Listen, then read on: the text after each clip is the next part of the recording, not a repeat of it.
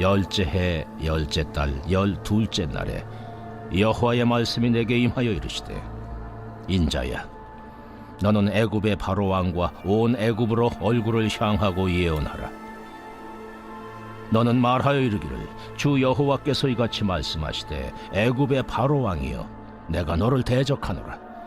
너는 자기의 강들 가운데에 누운 큰 악어라.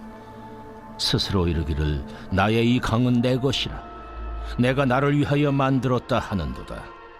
내가 갈고리로 내 아가미를 꿰고 너의 강의 고기가 내 비늘에 붙게 하고 내 비늘에 붙은 강의 모든 고기와 함께 너를 너의 강들 가운데에서 끌어내고 너와 너의 강의 모든 고기를 들에 던지리니 네가 지면에 떨어지고 다시는 거두거나 모으지 못할 것은 내가 너를 들짐승과 공중의 새의 먹이로 주었습니다. 애굽의 모든 주민이 내가 여호와인 줄을 알리라. 애굽은 본래 이스라엘 족속에게 갈대 지팡이라.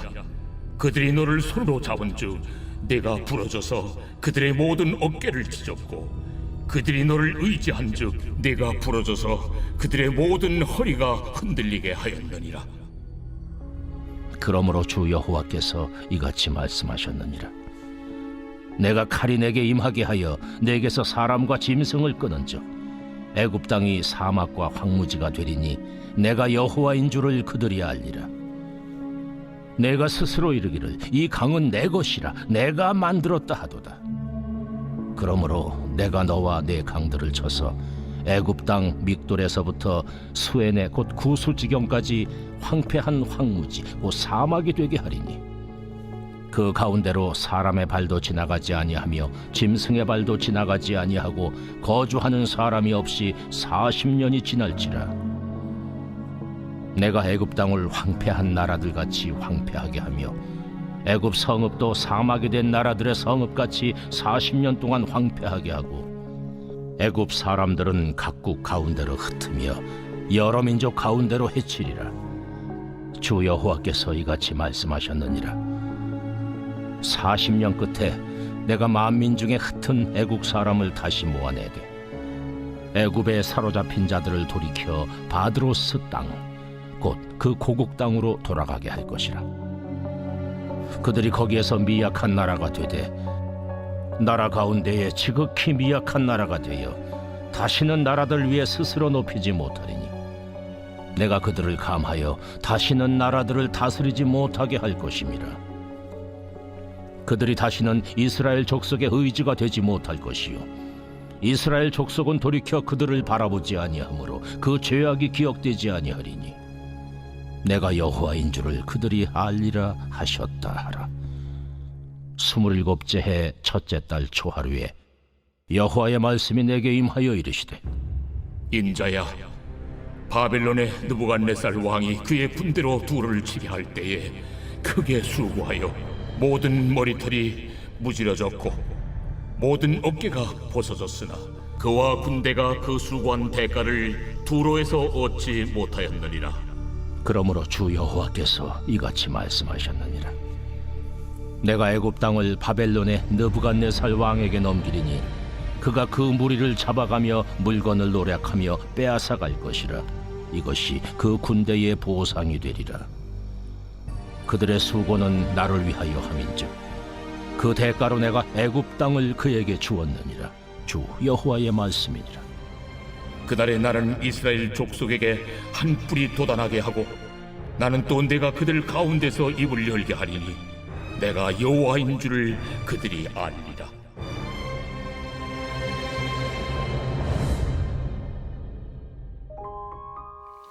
새벽 영성 기도 시간입니다.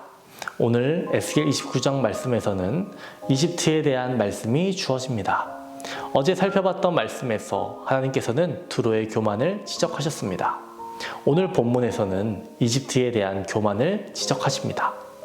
이집트는 두로와 마찬가지로 당대에 막강하고 영향력 있는 나라였습니다. 오늘날에도 이집트의 문화유산과 업적을 보면 입이 떡 벌어지지 않습니까? 오늘날도 피라미드의 불가사의는 여전히 많은 사람들의 호기심을 자극하는데요. 당대 건설해 놓았을 때 그 피라미드를 보고서 사람들은 어떤 생각을 했을까요? 다른 국가들에게 말하지 않아도 위협이 되었을 겁니다. 이집트의 기술력과 노동력, 이 모든 것들을 말해주는 것이었으니까요. 역사를 거슬러 올라가면 고대 이집트의 국왕들은 세계에서 가장 영향력 있는 자들이었습니다. 에스겔 29장에서 32장에서는 이 위대한 민족 이집트에 관한 기록이 나오는데요. 하나님은 이집트에게 할 말이 참 많으셨습니다. 에스겔 29장에서 선지자 에스겔은 두 가지 비유를 사용하여 이집트의 바로와 이집트를 묘사했습니다. 첫 번째 비유에서는 이집트 왕 바로를 향해 악어라고 언급하십니다. 3절을 보시면 이 악어가 나일강을 자기 것이라고 주장했다라고 말하고 있습니다. 나일강은 이집트 땅을 관통하여 흘렀을 뿐만 아니라 이집트의 부의 근원이었습니다. 여기서 나일강은 이집트 그 자체를 의미하기도 합니다. 바로가 이집트를 자신의 것이라고 말하고 있음을 하나님은 지적하고 계시는 겁니다. 4절을 보면 나일강에 사는 작은 물고기들이 이집트의 이 악어의 비늘에 달라붙어 있다라고 나와 있습니다. 이 작은 물고기들의 정체가 무엇인지는 알 수 없으나 그들은 이집트에게 헌신적이었습니다. 그들은 이집트의 힘과 권력을 숭상했으며 이집트에게 밀착한 채 보호받고자 했습니다. 이러한 이집트를 향해서 하나님은 다음의 말씀을 선포하십니다. 4절을 보시면 하나님께서 큰 갈고리로 이집트의 아가미를 꿰어 숙련된 어부처럼 그들을 나일강에서 끌어올릴 거라고 말씀하셨습니다. 그런 뒤 그들을 사막에 던져 햇볕에 말라 죽게 내버려 두실 것이라고 하셨습니다. 그곳에서 이집트는 자신의 비늘에 달라붙었던 자들과 함께 멸망할 것인데 그때 공중의 새들이 날아와 한때 위대했던 민족의 썩어가는 찌꺼기를 쪼아 먹을 것이라고 하십니다. 이로 인해 이집트의 자부심은 산산이 부서질 것입니다. 바로는 스스로 신이라고 자청했지만 그는 한낱 인간에 불과했음을 말해주는 것입니다. 두 번째 비유에서 에스겔은 이집트를 갈대 지팡이에 비유했습니다. 우리는 예레미야 41장 42장에서 하나님의 백성이 재난을 당할 때 도움을 구하러 이집트로 달아났던 사실을 보았습니다. 하지만 알고 보니 이집트는 하나님의 백성에게 갈대 지팡이 같은 존재였습니다. 이집트의 갈대 지팡이는 하나님의 백성에게 지원이 필요할 때 아무런 도움이 되지 못했습니다. 오늘날에도 우리가 기댈 수 있는 갈대 지팡이들은 수없이 많습니다. 하지만 하나님의 백성이 갈대 지팡이에 의지해 도움을 얻으려 할 때 그 지팡이는 메마를 것이고 부러질 것입니다. 우리는 이것을 알아야 합니다. 여기서 우리가 배워야 할 교훈은 무언가 보장된 것처럼 보이는 것이 실제로는 우리를 황폐시키고 메마르게 만들 수 있다는 것입니다. 그러므로 오직 하나님만이 우리가 의지할 뿐이라는 사실을 우리는 기억해야 합니다. 9절을 보시면 이집트의 땅이 황폐해질 것이라고 말씀하고 있습니다. 나일강의 비옥한 삼각주는 사막으로 변할 것입니다. 이집트는 무려 40년 동안 황폐한 땅이 될 것이라고 했습니다. 사람의 발길이 40년 동안 끊어지고 짐승조차도 그곳을 지나다니지 않을 것이라고 하셨습니다. 이집트는 침략 땅에 포로로 잡혀가고 바벨론에 의해 온 땅에 흩어질 것입니다. 그 40년이 지나면 이집트는 다시 그들의 땅으로 돌아갈 것이지만 다시는 위대한 나라가 되지 못한 채 그저 미약한 나라로 남을 거라고 말씀하십니다. 15절 말씀을 보시면 그들의 처지가 어떻게 될 것인지를 말씀해주고 있죠. 16절에서는 에스겔 시대처럼 세상이 이집트를 의지하게 될 날은 다시는 없을 거라고 말합니다. 그리고 오늘날까지 이 예언은 지켜지고 있습니다. 이집트는 옛날과 같은 힘과 영향력을 결코 되찾지 못했습니다. 성경은 우리에게 이집트가 교만함으로 인해 심판받았다고 말합니다.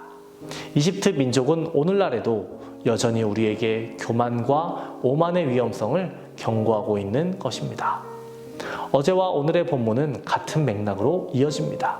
두로의 왕도 이집트의 왕도 모두 교만으로 인해 심판받게 되었습니다. 오늘 본문에서 이집트를 향해 어떤 비유를 했습니까? 갈대 지팡이라고 했습니다. 우리가 붙잡고 있는 지팡이는 갈대 지팡이입니까? 아니면 모세가 붙들었던 하나님의 능력이 함께하는 지팡이입니까?